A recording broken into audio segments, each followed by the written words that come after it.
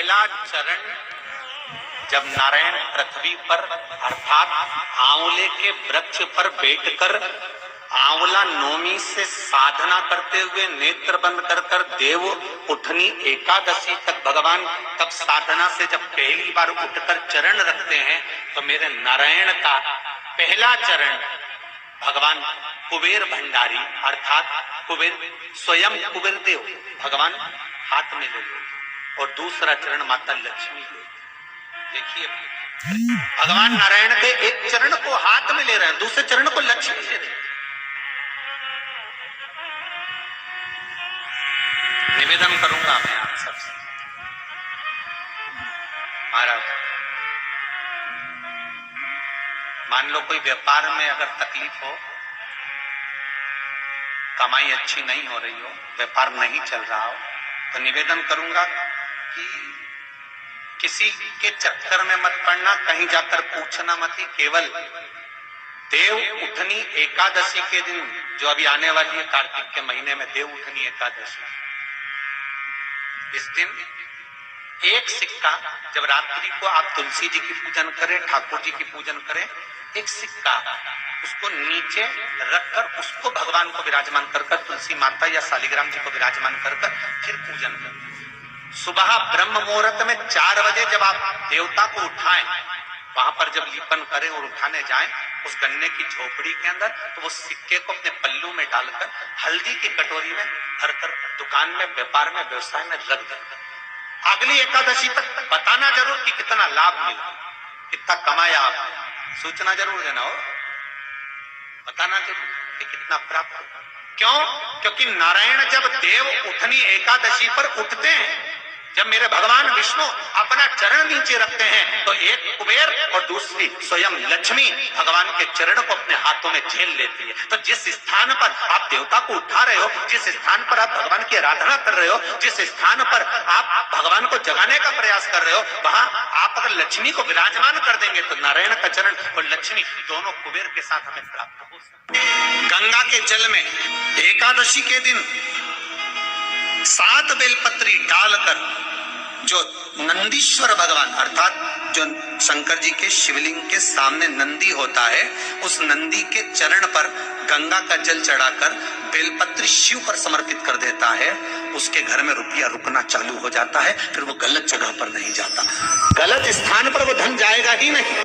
किसी लड़का और लड़की का विवाह नहीं हो रहा, 30 साल हो गए, 32 साल हो गए, 34 साल हो गए, लड़का लड़की का विवाह ही नहीं हो रहा, बहुत टेंशन है माता को। कोई मंगली है, कोई मांगलिक है, थोड़ा धीरे कम करो, प्लेन रखो। कोई मांगलिक है, कोई मंगल है, संबंध हो ही नहीं रहा, बहुत प्रयास कर रहे हैं। 4 दिशा का स्मरण करिए, पूरब पश्चिम उत्तर दक्षिण।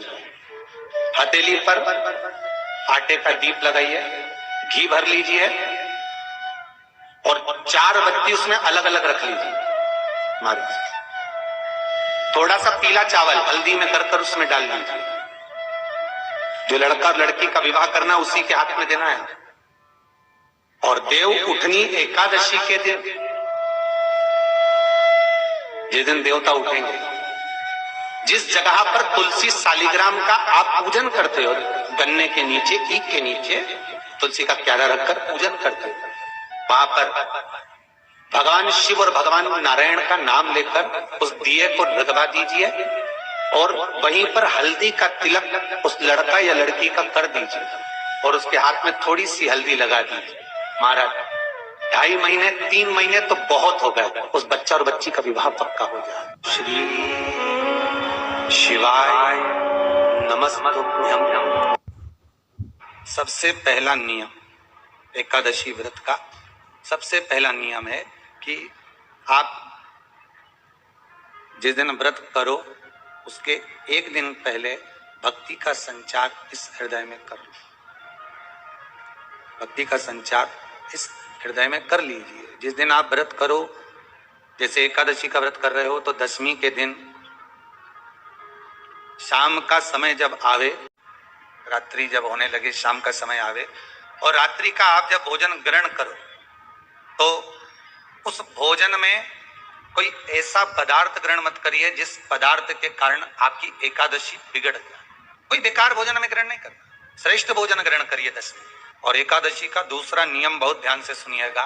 जिस दिन आपकी एकादशी का व्रत हो उस दिन प्रयास करिएगा कि अपने हाथ से किसी भी वृक्ष की कोई पत्ती टूटे नहीं दीजिए, भगवान से दीजिए।